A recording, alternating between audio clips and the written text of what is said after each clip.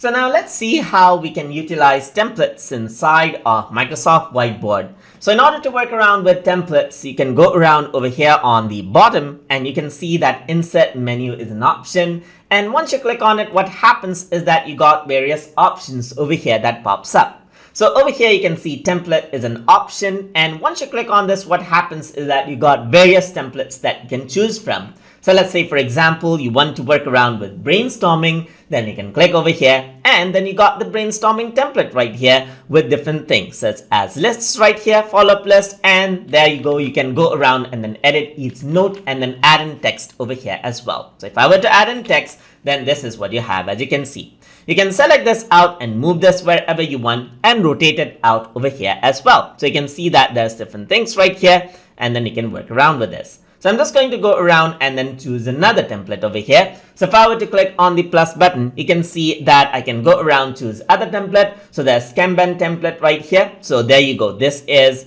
a different template, as you can see right here. So you can go around over here on the side and then just go around and then rearrange this out and work with these as well. So these are just pre-arranged objects right here in a certain order. You can go around over here, and then if I were to go around with template right here, there's different type of templates. For example, template for SWOT analysis right here, where there's strength, opportunities, weaknesses, and threats, as you can see. So you can simply go around over here and then use this out and arrange the things out according to what you like.